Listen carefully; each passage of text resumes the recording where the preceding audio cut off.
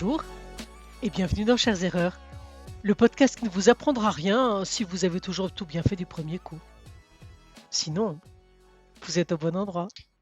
Aujourd'hui, j'ai le plaisir de recevoir Bernard Huberlan. Bonjour Bernard, Bonjour Cécile. je suis ravie que tu aies répondu à mon invitation. Je suis ravi et honoré que tu m'aies invité.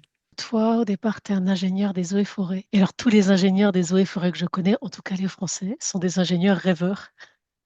Oui. Et ça te parle? Ah oui, oui, ça me parle. Ouais. Et quand tu me parles un petit peu de ton parcours, tu me parles de coopération, tu me parles de monde associatif, de protection du climat, donc à la fin du siècle dernier, si j'ai bien compris. Oui, Et dès le début de ce siècle, tu t'es investi dans le conseil en énergie renouvelable, ce qui était là aussi tout à fait pionnier. Et à la fin de ton passage dans cette société, tu as commencé à t'intéresser au coaching, à t'y former et à pratiquer le coaching en interne, ce qui visiblement a créé quelques remous, notamment auprès de ta DRH qui elle-même s'y formait en parallèle. Et ça s'est pas très bien fini pour toi puisque tu as fini par être licencié en 2018, si j'ai bien compris. oui, En 2019, tu es formé à la formation Coaching Team. Tu as participé à la deuxième promo de l'école des professionnels de la relation. Tu as tellement adoré ça que tu as tout de suite proposé au fondateur de rejoindre l'équipe enseignante dans laquelle tu as été accueilli. Et puis, assez rapidement, s'est posé la question de la reprise de l'école. Discussion qui a été interrompue par le Covid. Mais sitôt le Covid passé, le fondateur, lui, voulait vendre et t'a proposé. Et en parallèle donc de ton travail à la direction de l'école, qui est non seulement un travail pédagogique, mais aussi un travail institutionnel, tu as ta pratique de coaching indépendant. Et tu as intégré un cabinet qui s'appelle Via Vectis et qui anime des ateliers autour de la robustesse du vivant basés sur les travaux d'Olivier Hamon. tout à fait. Bernard, quel est ton super pouvoir? Alors, je l'ai découvert un petit peu par les retours que des collègues m'ont fait, déjà à l'époque où j'étais consultant. Je pense que c'est celui d'inspirer confiance. Et je le dis en toute modestie parce que j'en étais pas conscient, mais j'ai constaté, et c'est ça qui m'a amené vers le coaching, que spontanément, des collègues, parfois d'autres départements, venaient vers moi, se confier, me raconter un peu leur vie, leurs problèmes, alors que quelque part, j'avais rien demandé. Et j'étais au début, je me suis dit, bon, ben voilà, ça arrive. Et puis ça se répétait, pendant que la porte de la responsable RH restait parfois désespérément ouverte, mais les gens venaient chez moi, quoi. Donc je me dis, mais c'est drôle, c'est ce qui se passe. Et puis ça, je me suis rendu compte en pratiquant et en rentrant dans le coaching que c'est quelque chose que j'avais, que les gens rapidement se sentent à l'aise pour me confier des choses parfois très confidentielles, très personnelles, et qui se sentent vite à l'aise et en sécurité. C'est sans doute pas un hasard si j'ai été vers ce métier aussi. Alors, tu as lu Chères Erreurs et tu m'as dit que la chronique qui t'avait le plus interpellé, c'est une chronique autour des appels d'offres de coach. Est-ce que c'est bien ça? Oui, effectivement. Les appels d'offres publics, j'en Hein. ai fait quelques-uns, j'en ai fait beaucoup dans ma carrière de consultant, avec souvent du succès. Et puis j'en ai refait ici un peu plus récemment avec ma casquette de coach et je l'ai vécu différemment. Voilà. On va pouvoir comparer les mérites respectifs des appels d'offres publics français et belges. Je pense que ça va peser son pesant de cacahuètes. Mais alors, tu l'as fait dans ton statut de coach indépendant ou dans ton statut de directeur d'école de coaching? C'est une très bonne question. Je l'ai plutôt fait en tant que coach indépendant, associé avec un consortium. On était plusieurs, mais Ouais. j'avais, disons, la main sur l'offre. Et je ne l'ai pas fait en tant que directeur d'école pour la simple et bonne raison que les appels d'offres étaient tellement cadenassés que pour la formation, j'ai laissé tomber tout de suite. J'ai même pas soumissionné en me disant, c'est beaucoup trop cadré, c'est beaucoup trop rigide, il n'y a aucune place à l'émergence et donc je ne vais pas y aller. Par contre, je pensais pouvoir y aller pour l'accompagnement des collectivités et donc ça, on l'a fait. Est-ce que tu es d'accord si je rappelle en quelques mots pour les personnes qui n'ont pas lu Chères Erreurs, d'où on part? Bien sûr, oui, oui, Ouais. je t'en prie. Cette chronique, c'est probablement la plus longue du livre parce que l'histoire que je raconte a duré 3 ans. Je suis contactée par un copain qui travaille pour un grand groupe français, aujourd'hui privé, mais qui a été public longtemps. Et ce garçon me dit, on va faire un appel d'offres pour renouveler notre pool de coachs. Est-ce que ça t'intéresse? Bien sûr, ça m'intéresse. On était, je dirais, 6 mois avant le Covid. Et puis l'appel d'offres sort, je crée un consortium de confrères, consoeurs avec des compétences complémentaires, etc. Et puis je réponds à un premier tour. Et moi qui ai été consultante, je trouve que les procédures de dématérialisation qui permettent d'envoyer un fichier comme ça en un clic, c'est quand même vachement bien par rapport à l'époque où il fallait tout imprimer et faire en 2 exemplaires des enveloppes qui pesaient 4 kilos et qu'il fallait envoyer en recommandé, etc. Là, vraiment, cette procédure dématérialisée m'enchante. Et je me dis, ça va bien se passer. Donc, je passe le premier tour qui était en gros l'éligibilité de ma structure, et puis arrive un deuxième tour avec les offres, là aussi, pas de problème, etc. Troisième tour, un oral, en plein Covid. Donc en plein confinement, donc tout se passe à distance, etc. Et malgré le fait que ça se passe à distance et qu'on ait encore 30 soumissionnaires, donc 30 entretiens, en face de nous, il y a 6 personnes du groupe qui doivent recevoir 30 candidats. Donc c'est quand même énorme. Je prépare cet oral avec un copain anglais acheteur et qui me dit, mais ils n'ont rien à faire, ces gens-là. Et donc on passe cet oral tout à fait brillamment. Et alors là, maintenant, on n'est plus que, je ne sais plus combien, 20 soumissionnaires. Arrivent les offres commerciales, on envoie notre offre commerciale et puis rendez-vous avec une acheteuse pour une séance de négociation commerciale. Alors, la séance de négociation commerciale, je vais te la faire très courte. La dame m'a dit, sans prendre trop de gants, c'est nos conditions ou c'est rien du tout. Ouais, enfin bon, alors à quoi ça sert de négocier? Bah, si vous n'êtes pas contente, on a plein de candidats sous le coude, hein. Bon, bah, très bien. Donc, je revois mon offre en fonction de ce que me dit la dame. Et finalement, je finis par recevoir un courrier disant, vous allez recevoir votre contrat. Entre ce moment-là et le moment où on a démarré, c'était déjà passé un an. Et au bout d'encore quelques mois, après un entretien avec la directrice de l'université du groupe, nous voilà enfin officiellement sélectionnés comme groupement de coachs habilités à coacher une population de plusieurs milliers de managers et de cadres dirigeants. De toute façon, pour le nombre de cabinets qui avaient été sélectionnés, ça faisait un gros marché. On était super contents. On était encore en confinement, donc on n'a pas pu s'habiller le champagne, mais le cœur y était et on s'est dit, dès qu'on va pouvoir se revoir, on va s'offrir une bouteille de champagne. Voilà. Et puis plus rien. Je relance la responsable de l'université du groupe une fois, 2 fois, pas de réponse. Et puis, encore au bout d'un an, peut-être, je reçois un message d'une des responsables RH du groupe qui me dit, j'ai une mission pour vous, voilà, faut qu'on se voit. On se voit, et puis là, je me rends compte que la demande est vraiment bizarre. Je dis, est-ce que je peux rencontrer la personne à coacher ou son manager, enfin, si possible les deux? Et là, plus de réponse. Silence radio, je n'ai plus jamais entendu parler de cette demande. Bon. Et puis peut-être encore 6 mois après, encore une autre dame m'appelle, les RH, et qui me dit, voilà, on a quelqu'un à faire coacher. Il reste 15 jours avant la fin de sa période d'essai et comment dire, on a besoin de ce coaching pour prendre notre décision. Et là, je dis, bah, écoutez, je suis coach, moi, je ne fais pas des miracles. Et donc 15 jours, pour moi, c'est pas possible. Ah bon, ah bon, bon. Et puis, bref, plus jamais rien. Et puis, au bout de 3 ans de ce à peu près rien, je finis par recevoir un courrier du service des achats me disant, est-ce que vous voulez bien signer ce formulaire de reconduction de votre contrat que nous pourrons reconduire si et seulement si vous nous envoyez un listing détaillé de toutes les prestations que vous avez faites pour nous. Et là, les bras m'en sont tombés parce que le total des heures facturées à ce client était de 0. Alors que la quantité de jours passés à faire les offres, négocier, se mettre à disposition, etc., j'ai dépassé les 20 jours hommes. Et voilà. Et donc, nous n'avons jamais pu se payer une bouteille de champagne grâce à ce client parce que nous n'avons jamais, jamais, jamais travaillé pour lui. Bien entendu, moi je pense autant que nous y avons passé, mais je pense autant que eux y ont passé et la quantité de masse salariale investie dans ce cirque absolument inefficace. Donc voilà ma dernière expérience avec les appels d'offres publics. Je n'ai pas recommencé. Je te comprends, je te comprends. Alors et toi, ton expérience? Alors c'est du même ordre, c'est évidemment pas exactement la même chose, mais c'était pendant l'été, je pense, il y a environ 3 4 ans de ça, et je vois passer un avis de marché public pour un contrat cadre. Donc on est parti pour 4 années, pour plusieurs missions de coaching. Il y a de la formation, il y a du coaching individuel et il y a de l'accompagnement de collectif. Alors la formation, je laisse rapidement tomber parce que par rapport à nos standards d'école de formation, ça rentre pas et je vois bien que ça va pas le faire.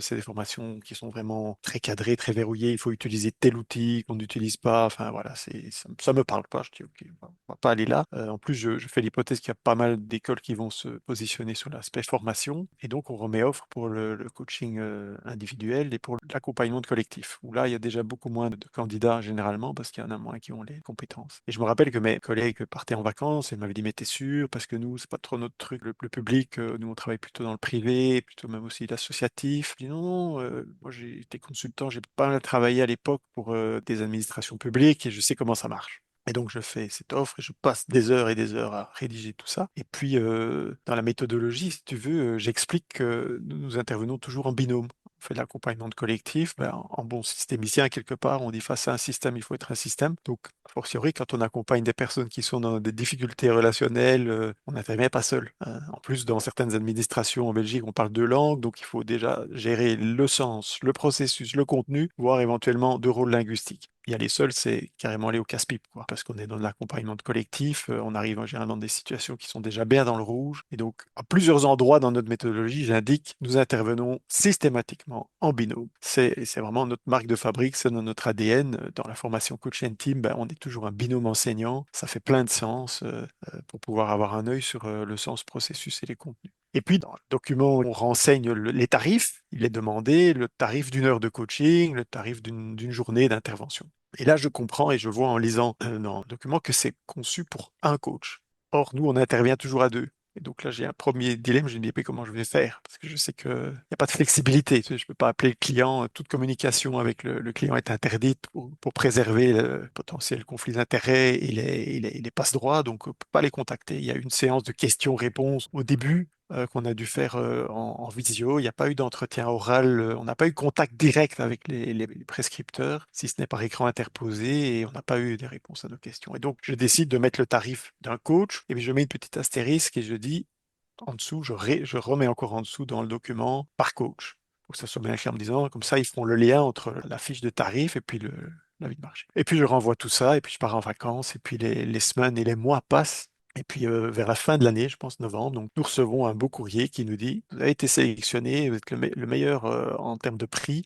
Et donc là, on est super content, on se dit mais c'est génial, parce qu'il y avait quand même 6 candidats, il y avait des candidats très sérieux et on avait une méthodologie qui était bonne, qui avait bien scoré et on avait un rapport qualité-prix qui était bon parce que nous, on s'était dit, bah, vu qu'on va intervenir à deux, on va prendre un tarif par coach un peu inférieur au prix du marché. Comme ça, on sait qu'on sera au-dessus, mais pas trop au-dessus. Et donc, on est tout content. On accuse bonne réception du courrier et puis on attend la première mission.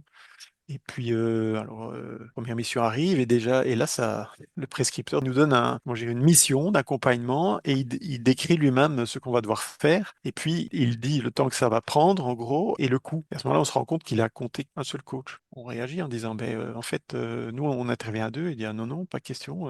Dans votre document, vous avez bien rempli un tarif par coach. Alors je dis oui, oui, mais dans la méthodologie, on a expliqué à plusieurs endroits que, en fait, nous intervenons à deux. Ah, mais on voit pas du tout pourquoi, pour quelles raisons vous devriez intervenir à deux. En fait, non, on n'est pas d'accord avec ça. Et donc, on a eu comme ça, à plusieurs reprises, des missions qui n'ont pas pu démarrer parce que nous, alors, on a passé en disant, bah, on va pas le faire parce que on peut pas répondre à ça sans être en binôme, c'est juste pas possible pour nous. Alors, le temps a passé, il n'y a pas eu beaucoup de demandes non plus. Donc là, c'est maintenant, ça fait bientôt 3 ans. Je crois qu'il y a eu 2 ou 3 petites missions, mais sur lesquelles ils étaient, je veux dire, tellement demandeurs, parce qu'il y a plusieurs administrations étaient concernées, que là, en discutant, ils ont pu accepter et comprendre le sens et l'intérêt de pouvoir intervenir à deux. Et Mm. donc là, petit à petit, ça commence à passer, mais je veux dire, globalement, par rapport à l'investissement de temps qu'on y a mis, on a peu de retours. Mais je sais quelque part que l'erreur était d'abord chez moi, parce que j'ai quelque part pas voulu voir cette ambiguïté. Tu vois, j'aurais pu très bien mettre le tarif des deux coachs tout de suite et on n'aurait probablement pas été sélectionné. Donc je me suis dit, ben, il faut quand même pas se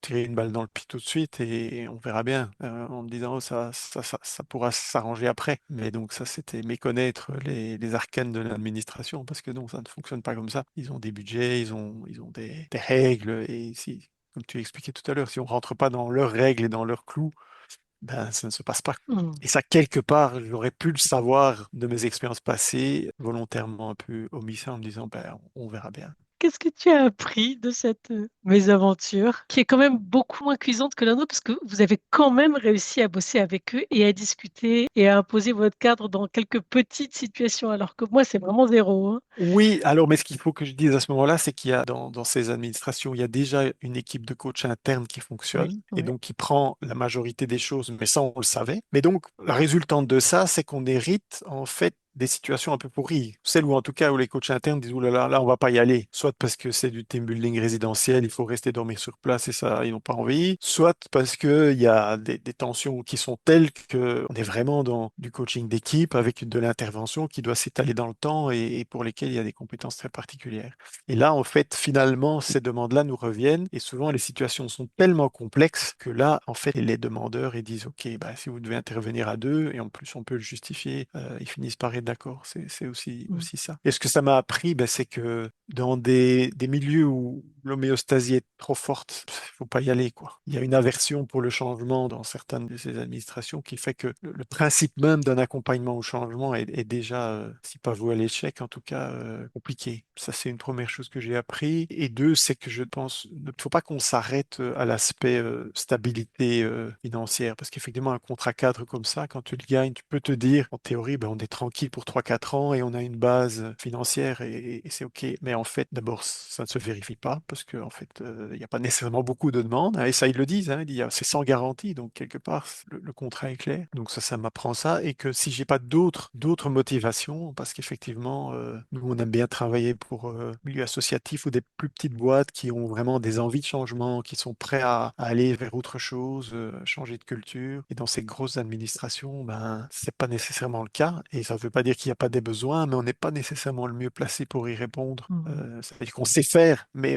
il y a aussi la partie envie, tu vois. Est-ce que ça me fait vibrer? Faut pas y ait des gens qui sont dans des tensions relationnelles très fortes, qui se comprennent pas, qui n'ont pas forcément envie de changer quoi que ce soit à leur mode de vie. C'est un peu lourd parfois, et c'est pas nécessairement là que j'ai envie de mettre mon énergie. Et Ouais. ça m'a appris ça. C'est si tu le sens pas à ce niveau-là, n'y va pas. Mm. En fait, en analyse transactionnelle, on dirait il faut répondre oui avec ces trois états du moi. Et moi, j'ai répondu oui en disant, avec mon adulte, en disant, ben oui, c'est faisable, ça aurait du sens de le faire.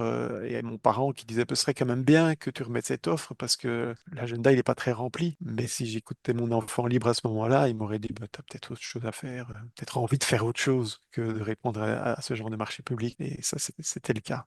Ton expérience fait quoi la mienne à plusieurs égards. Alors, la première, c'est effectivement que les appels d'offres de très grandes entreprises ou des marchés publics sont des appels d'offres qui sont ultra contraints sur le plan méthodologique, sur le plan budgétaire. Et tu as beaucoup de clients qui te disent ce que tu dois faire et comment tu dois le faire, ce qui contraint énormément les choses. Ça, c'est effectivement une expérience que j'ai eue. Une autre expérience que j'ai eue, c'est un contrat cadre n'est à aucun moment la garantie qu'on va te faire travailler du tout. Et donc, pour répondre à ces appels d'offres, c'est des heures carrées, comme le dit un de mes confrères, avec zéro garantie de retomber au bout du compte. Il faut bien être conscient de ça, parce que même quand on est sélectionné, la probabilité pour travailler vraiment n'est absolument pas garantie. Ce que tu dis, un troisième truc, c'est la coexistence avec des départements de coaching interne. J'entends de ton récit que c'est vrai dans l'administration belge, mais c'est vrai dans l'administration française et maintenant de manière générale dans tous les très grands groupes. En gros, presque tous les très grands groupes aujourd'hui, publics et privés,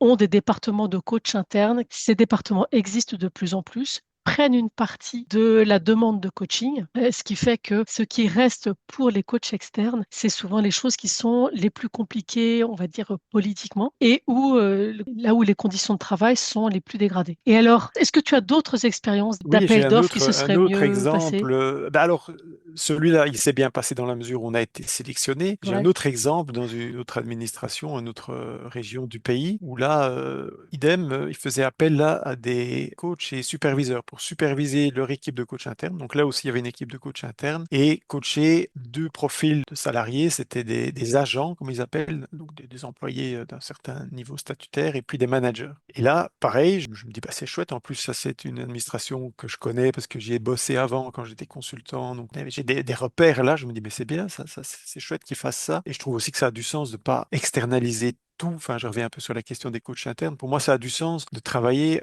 aussi en partenariat avec des coachs internes et de pouvoir proposer des services en binôme en disant, bah, tiens, vous avez des coachs internes, ben alors on peut travailler à deux et on prend quelqu'un de l'équipe de coach interne plus quelqu'un des externes et comme ça on va mutuellement s'enrichir. Mais c'est compliqué à faire dans la pratique, ça je m'en suis rendu compte parce que ça rentre pas dans le moule de ce qu'ils demandent. Ils ont plutôt tendance à dire, ben non, ça on fait tout nous-mêmes. Telle partie, on fait tout nous-mêmes, et puis ça, vous faites vous, les externes. Bref, je rédige l'offre, et dans la méthodologie, à nouveau, ben, je propose notre méthodologie qui est typique de Coach Team, qui est une méthodologie qui n'est au départ pour démarrer un coaching, qui en fait ne différencie pas le profil du coaché, qu'il soit dirigeant, manager ou simple agent, il y a une sorte de filtre par lequel on va d'office passer. On va explorer un peu le réel, on va essayer de voir quel est le problème, la problématique de la personne, faire une hypothèse sur le besoin, vérifier quelle est sa demande, la demande explicite, puis la demande latente derrière, et puis on va contractualiser. Parce que dans l'analyse transactionnelle, c'est ce qu'on fait, on contractualise, on passe un contrat avec lui. Donc c'est assez automatique de faire ça au début, en tout cas. Et donc je ne différencie pas la méthode, que ce soit pour les agents ou pour les managers. Et puis là, quelques semaines se passent, puis je reçois un courrier, un chouette courrier, et la première ligne, le début de l'analyse, je vois que nous avons le meilleur offre en termes de prix. Et le coût valait, je crois, pour 40% du total. Et donc, je n'avais pas encore lu plus loin, et déjà, je me dis, bah, ça c'est bingo, c'est gagné, puisqu'en général, quand tu as la meilleure offre, il faut vraiment, en méthodologie, il faut vraiment pas être bon pour rater. Et puis, je continue à lire et je vois que là, pour le coup, effectivement, on perd des points sur la méthodologie. Ouais, on perd des points, beaucoup de points, 15 points, je pense. Je dis, mais enfin, c'est incroyable. Alors que cette même méthodologie, dans l'autre administration où j'avais remis une offre quelques années auparavant ou quelques mois auparavant, avait fait mouche. Et c'est moi, enfin, je mets assez bien de soin à détailler la méthode qu'on utilise et à mettre des schémas et des graphiques. Et je suis pas avare d'informations. Donc, je comprends pas. Je dis, bon, ok, là, on n'est pas sélectionné. Donc, je suis quand même assez frustré. Et puis, je me dis, bah, je vais quand même rappeler cette personne qui était un des membres de l'équipe de coach interne pour savoir un peu qu'est-ce qui s'est passé, parce que je lis l'analyse, je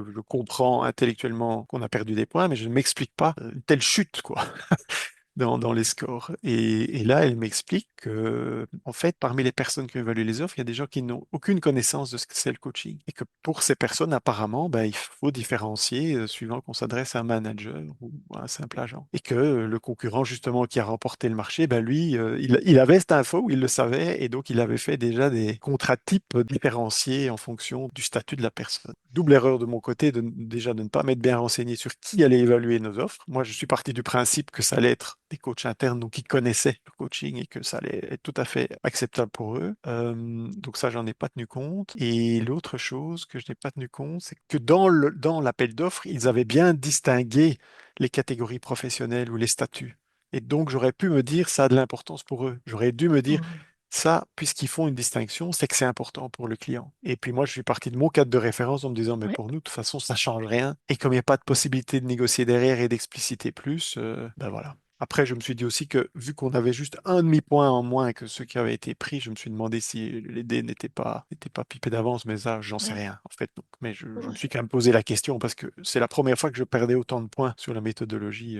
D'habitude, c'est plutôt au niveau du prix qu'on est parfois un peu trop cher. Tu mets le doigt sur deux choses qui, là aussi, font écho à mon expérience. La première, c'est que beaucoup de coachs disent, mais moi, que je coach un réceptionniste ou une directrice générale, c'est le même travail. Et donc, je ne vois pas pourquoi je ferais une différence méthodologique ou tarifaire à partir du moment où je mets la même quantité de moi en savoir, en présence, etc., etc., pour les deux personnes. Or, on s'adresse, et en particulier dans le public, mais c'est vrai quand même, en tout cas en France, hein, qui reste un pays où la notion de hiérarchie a encore beaucoup de sens, mais on s'adresse à des gens qui sont dans un système qui est hiérarchisé. Et à partir du moment où leur système est hiérarchisé, leur vision du monde est aussi hiérarchisée. Et moi, chez tous mes clients privés, c'est tout à fait normal de facturer deux fois plus cher le coaching d'une directrice générale par rapport au coaching d'un manager de première ligne. Et je vois bien qu'en face, il y a des coachs qui veulent sortir de cette vision du monde-là, justement, qui sont d'ailleurs souvent sortis de ces hiérarchies parce qu'ils n'en pouvaient plus et qui ont une sorte de vision du monde beaucoup plus égalitariste. Et c'est vraiment important, je trouve, de se mettre dans le système de référence de la personne qui achète. Je note que ça fait partie des frictions récurrente entre les organisations acheteuses et les coachs qui soumettent. Ça, c'est une première chose. Une deuxième chose, dans les appels d'offres, en particulier les appels d'offres publics, je vois bien à quel point, là encore, j'ai quelques dizaines d'années de recul sur la réponse à des appels d'offres en tant que consultante puis en tant que coach, c'est que dans beaucoup de cas, il y a un appel d'offres qui est fait parce que c'est une obligation réglementaire, mais qu'il y a déjà des prestataires en place, lesquels font le nécessaire pour garder leur place. Oui, alors ici, moi je ne dirais pas jusqu'à affirmer ça, je n'en sais rien. Mais ce qui est très paradoxal, si tu veux, c'est que dans ces appels d'offres, autant quand j'étais dans la consultance, les appels d'offres, bah, ils étaient très très cadenassés aussi, mais on comprenait que le client, il voulait qu'on lui apporte une solution et qu'on fasse à sa place. Quelque part, le consultant, bah, il est là pour se substituer pendant un Mm. temps à l'une ou l'autre partie de l'organisation. Alors qu'ici, a priori, la demande, c'est aidez-nous à changer. Mm. Et que tu réponds à un appel d'offres où déjà tu n'as pas possibilité d'introduire ce genre de changement, ni même de laisser entrevoir que peut-être on pourrait fonctionner autrement, c'est hautement perturbant. Enfin, en tout cas, moi, ça me fait dire, mais comment on va faire en fait, puisque Mais oui. déjà dès le départ, ça semble très compliqué. Et c'est comme si ces administrations sont toujours dans et dans les entreprises, les grandes entreprises multinationales, ça se passe aussi, hein, parce qu'on a aussi des expériences là, mais dans une logique taylorienne, on va dire, qui est vraiment piloté par la hiérarchie et par les procédures. Et c'est comme si tout ce mouvement de bascule vers la logique de l'intelligence collective, où l'entreprise, l'organisation est pilotée par la vision et par la régulation, est un mouvement qui s'est enclenché il y a déjà quasi 40 ou 50 ans, hein, quelque part, c'est les années 70, ça a démarré là, mais elles sont encore là-dedans. Or, ce mode de fonctionnement, alors je ne le critique pas pour le critiquer, mais on peut juste constater factuellement qu'il est inadapté au monde de la complexité et que donc cette évolution, ils en ont besoin, ils la réclament, mais en même temps, ils ne se donnent pas les moyens de la mettre en place. Et c'est ça, en fait, le plus frustrant, je trouve. Et alors, ces apprentissages-là, comment est-ce qu'ils s'invitent dans ta pratique aujourd'hui et dans le développement de ton cabinet ou de ton école? Je dirais déjà dans le choix des marchés ou des clients vers lesquels on va. Mm. Moi, il faut savoir que j'ai attendu d'avoir une relative indépendance financière avant de me lancer dans le coaching. En fait, c'est une des premières choses que Mm. je me suis dit quand j'ai démarré. Je ne veux pas que ce métier qui est tellement sensible, qui est tellement spécial, devienne une forme d'obligation. Enfin, je veux dire, je ne veux pas en dépendre financièrement, en tout cas pas complètement, le moins possible. C'est pour ça que j'ai rapidement diversifié dans formation, facilitation, oui, coaching, un peu de consultance autour de la robustesse, donc pour essayer d'avoir différentes choses et de ne pas dépendre trop de ça. J'ai attendu que mes enfants aient quitté la maison, de ne plus avoir la charge universitaire de leurs études et d'avoir remboursé aussi notre prêt hypothécaire. Donc ça veut dire que j'avais une certaine tranquillité qui me permettait de dire non. Et donc pour revenir maintenant sur ta question, c'est la première chose, c'est de pouvoir dire non à certains trucs où je pourrais me sentir intéressé ou me dire, allez, j'ai un petit côté quand même compétiteur aussi, où je dis, bah, un appel d'offres, j'ai envie de le gagner, on va y aller, je suis sûr qu'on sait faire, quoi, tu vois, Mm. on va y aller. Et en fait, c'est vrai, ça se passe, mais les problèmes, ils arrivent après. Tu vois. Donc ça j'ai compris. Et donc ça s'invite aujourd'hui en me disant, OK, il y a peut-être d'autres choses où tu as plus envie, c'est moins garanti, ça te rapportera peut-être moins de sous, quoique, mais en tout cas, ça sera plus chouette et ça sera plus en lien avec ce que tu as vraiment envie de faire. Des PME, on en a beaucoup de PME en Wallonie, donc dans le sud de la Belgique, qui sont vraiment candidates à vouloir changer, qui se disent, mais on doit changer nos modes de management, nos modes de gouvernance. On veut faire autrement, mais on ne sait pas comment. Mais On a oui. besoin d'aide et qui sont vraiment demandeuses de ça. Et là, je sens que j'ai beaucoup apporté.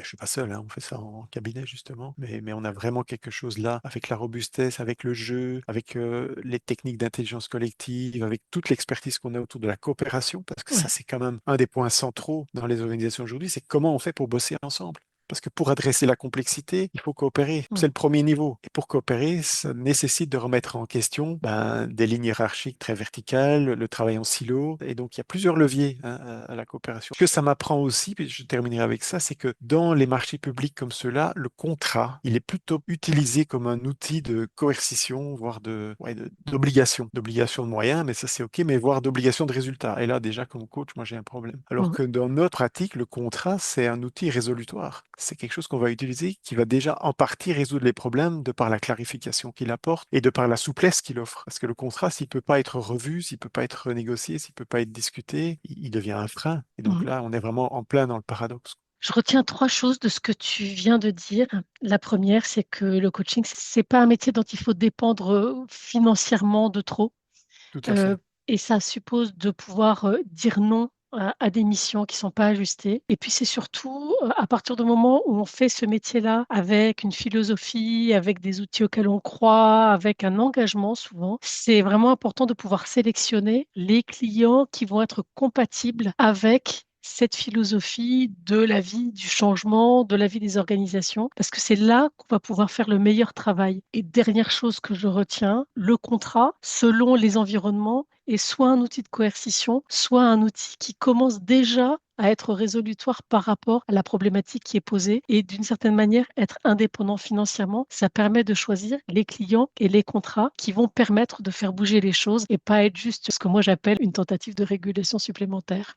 Bernard, est-ce qu'il y a une référence ou une image qui te vient à l'esprit pour illustrer notre conversation d'aujourd'hui? Ben oui, je dirais c'est aussi un clin d'œil à mon passé d'ingénieur des eaux et forêts. C'est le livre La vie secrète des arbres, dont un roman graphique est sorti. Je crois en 2023, donc assez récemment, hein. Le bouquin date de 2015, il a été traduit en français en 2017.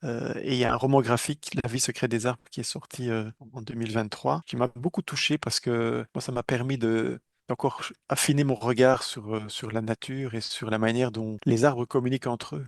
Les arbres sont des êtres éminemment sociaux. Tu me disais au début d'entretien que les ingénieurs des eaux et forêts, souvent, ils étaient un peu rêveurs. Je pense que oui, je me retrouve dans cette catégorie et la preuve, c'est que j'ai choisi ce bouquin-là qui me fait rêver, même s'il y a des choses qui ne sont pas démontrées, mais ça montre quand même à quel point la nature ne nous a pas attendus pour communiquer, pour échanger de l'information, pour s'apporter du soutien et que dans les forêts, il se passe plein de choses qu'on ne voit pas si on y passe en VTT ou en courant ou même en marchant, mais sans faire attention. Et qu'il y a là tout un monde, notamment souterrain, qui, par les échanges entre les systèmes racinaires, ben, qui est dans la coopération en fait, et qui nous montre, qui nous invite à regarder comment on peut vivre, survivre et vivre dans un monde fluctuant. Comment on peut résoudre nos problèmes autrement que par l'extraction de ressources naturelles, par l'épuisement des ressources, tant humaines d'ailleurs que naturelles, mais en échangeant de l'information, en travaillant ensemble, en étant dans l'entraide, la coopération. On a beaucoup à apprendre de ce milieu-là et c'est peut-être là que ça fait aussi un peu la synthèse et le lien entre ma formation de départ et mon activité de coach aujourd'hui. Il y a quand même ce Oui, fil rouge oui. d'attention à l'autre et à l'environnement, d'émerveillement en fait pour ce qui se passe dans la nature et à quel point la nature nous dit comment on pourrait, nous, les humains, s'en sortir mieux ou différemment dans un monde qui fluctue, qui est chaotique et qui est complexe. Merci infiniment, Bernard. Merci beaucoup, Cécile. C'était un plaisir d'échanger avec toi et de revenir sur ces expériences qui ont pu être parfois un peu difficiles, mais qui étaient ô combien apprenantes, je vais dire. Merci de nous avoir écoutés. Si vous avez envie de partager une erreur, pro ou perso, qui vous a transformé, ou si vous connaissez quelqu'un qui aurait une histoire à partager, écrivez-moi. Tous les profils sont bienvenus, sauf les gens parfaits, évidemment. Je vous invite aussi à noter ce podcast avec des étoiles, si vous avez aimé, ou envoyer cet épisode à quelqu'un qui aurait peut-être besoin de se réconcilier avec ses erreurs. N'oubliez pas, l'important, c'est pas nos erreurs, c'est ce qu'on en fait. À bientôt!